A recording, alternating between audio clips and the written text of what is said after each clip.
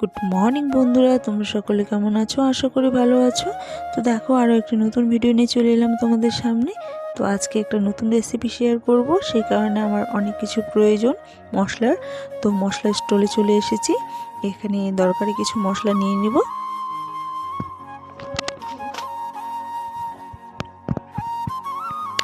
তো বন্ধুরা, তোমরা আমার পাশে থাকো পুরো ভিডিও। আমার দাদা মেয়ে এই না যে ড্রাই ফ্রুট খেতে চায় না, এই যে এই তবুও জিনিসটা জোরজবস্তি খাওয়াতে হয়। কি এটা ড্রাই ফ্রুট কি করে খেতে হবে? এটা ড্রাই ফ্রুট তো তো দেখো, এখানে চিকেন নাগেটস নিতে এসেছিলাম, কিন্তু চিকেন নাগেটস ছিল না, সেই কারণে আর নেওয়া হয়নি। আর ভেজ ছিল প্রত্যেকটাই, ভেজটা আমার পছন্দ না। তো এখানে আমুলের মালাই পনির ছিল, এর আগে কখনো খাইনি। তো আজকে নিয়ে দেখি কেমন লাগে খেতে। রান্না করব, খাবো, অবশ্যই জানাবো। তো এটা সেকেন্ড ফ্লোরে উঠে গেলাম।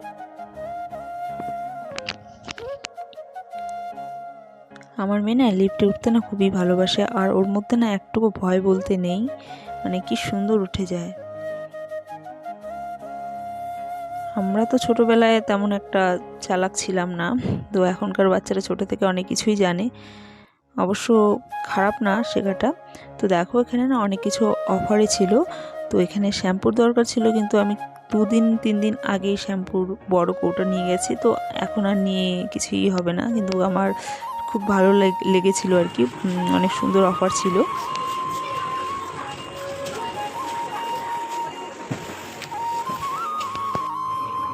তো দেখো, এখানে ম্যাগির প্যাকেটও দরকার ছিল মেয়ের জন্য। ম্যাগিটা না এমনিতেও লাগে প্রচুর, কারণ মেয়ে সকাল সকাল স্কুল যায়, আমার মাঝে সাঝে লেট হয়ে গেলে ওর বাবাই ম্যাগিটা ওকে করে দেয়। তো ম্যাগিটা আর টিফিনে দিই না, টিফিনে দিলে তো খেতে পারে না, পরে ঠান্ডা হয়ে গেলে ওই হালকা পাতলা খাইয়েই পাঠাই।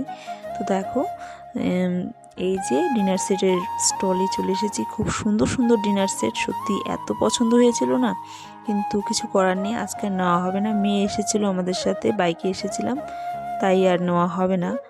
তো দেখো, মেয়ের আবার এটা পছন্দ হয়ে গেছে, তো আমি বললাম আচ্ছা ঠিক আছে, নিয়ে নাও। তবে আজকে যদি মেয়ে না আসতো আমি অবশ্যই নিতাম, কিন্তু বড় প্যাকেটিং হবে, এই প্যাকেটিং নিয়ে মেয়ে মাঝখানে বসবে, কি করে নিয়ে যাব। তো কি করার, কিন্তু প্রত্যেকটা ডিনার সেটই সত্যি খুব সুন্দর ছিল, পছন্দ হয়েছিল।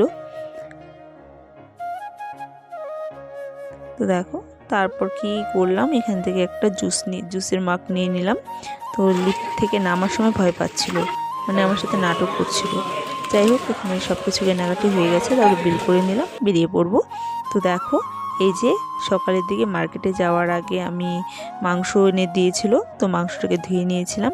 তারপরে যে মশলা দিয়ে ম্যারিনেট করব, যেই সমস্ত মশলাগুলো আমার ইম্পর্টেন্ট ছিল সেই সমস্ত মশলাগুলো দিয়ে ম্যারিনেট করব।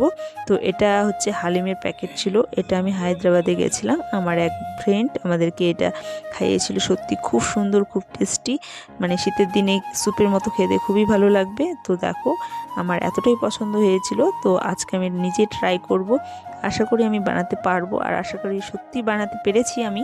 এত সুন্দর টেস্টি হয়েছিল, আমি নিজেও মানে ধারণা করতে পারিনি যে আমি এতটা সুন্দর করে বানাবো। তো তোমরা দেখতে থাকো পুরো ভিডিওটি আমি কি করে বানাই। তো ম্যারিনেট করা হয়ে গেছে, এবারে ফ্রিজে রেখে দিলাম, সারা রাত থাকবে, সকালের দিকে আমি এটাকে রান্না করব। তো দেখো, সকাল হয়ে গেছে, রান্না বসিয়ে দিয়েছি।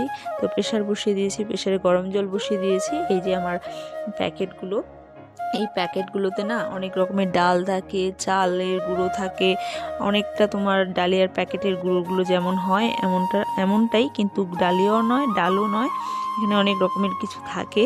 তো এগুলোকে গরম জলে আমি ভিজিয়ে রাখবো আধ ঘন্টার মতো ভিজিয়ে রাখলেই হয়ে যাবে।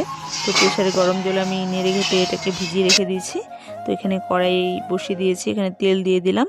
তো পেঁয়াজটাকে আগেই কুচি করে রেখে দিয়েছি, তো এটাকে বেরেস্তা করে নিব লাল লাল করে।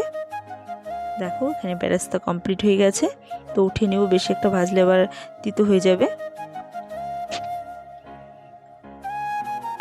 তো ফ্রিজ থেকে মাংসটা আগে আগে একবার বের করেছিলাম, কিন্তু তারপরে আবার রান্নাটা লেট হচ্ছিল দেখে আবার ঢুকিয়ে রেখেছিলাম। তো এবারে কড়াইয়ের মধ্যে তেল তো আগের থেকেই বেরেস্তা ভাজার তেলটা রয়ে গেছে, আর মাংসতে বেশি একটা এখন তেল দিব না, কালকে রাত্রে যে মাংসটা ম্যারিনেট করেছিলাম তখনই আমি তেলটা বেশি পরিমাণে দিয়ে দিয়েছিলাম।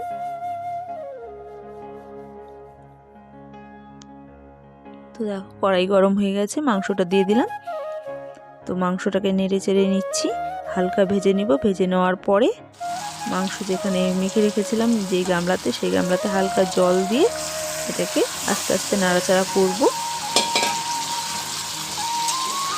তো এটা ছিল মটনের পিসগুলোকে ছোট ছোট করেছি, কারণ এটা স্যুপের মতন মানে ডাল না, যাই হোক বারে বারে ডালই মনে হচ্ছে। তো ওই হালিমই বলে, হালিমের মধ্যে মাংসটা দিব, তো এটাকে স্যুপের মতো খেতে হবে, তাই ছোট ছোট মাংসের পিস লাগবে। তো মাংসটাকে ঢেকে দিয়েছিলাম, ঢেকে দিয়ে দেখো এবারে আর একটু হালকা স্টিমে কষিয়ে নিব।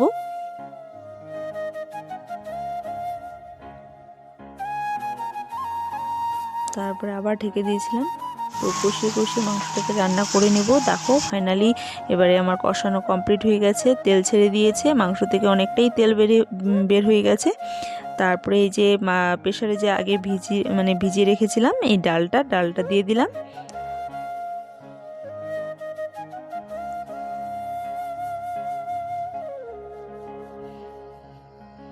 তো তারপরে এটাকে বেশি ঘনও না বেশি পাতলাও না, এমনভাবে আর কি রাখতে হবে। তো একটু হালকা ঘন হয়ে গেছিলো, তাই গরম জল করে দিয়ে দিলাম। তো এটাকে ফুটিয়ে নিব। ফুটিয়ে নেওয়ার পরে বেরেস্তাটাকে দিয়ে দিব। লাস্টে বেরেস্তাটা দিতে হয়। তো এই বেরেস্তাটা দিয়ে হালকা নেড়ে চেড়ে আমার এই হালিমটা কমপ্লিট হয়ে যাবে রান্না।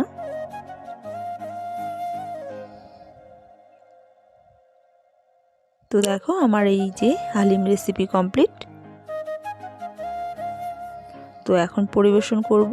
পরিবেশনের জন্য আমার যেটা যেটা লাগবে সেটা এখানে প্লেটে কেটে নিয়েছি। তো দেখো এই স্যালাডটাই মেন।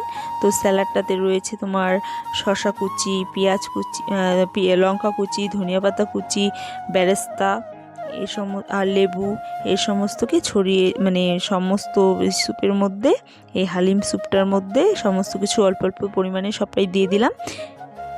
তো সত্যি বন্ধুরা অসাধারণ খেতে। তোমরা অবশ্যই যদি থাকে এই মশলার প্যাকেটটা তোমরা অবশ্যই ট্রাই করে দেখো, এতটাই ভালো লাগে, সত্যি খুবই টেস্টি। তো যে আমাকে খাইয়েছিল তাকে অসংখ্য ধন্যবাদ। তো বন্ধুরা ভিডিওটি ভালো লাগলে তোমরা লাইক শেয়ার কমেন্ট সাবস্ক্রাইব করে দিও। Bye bye, good night.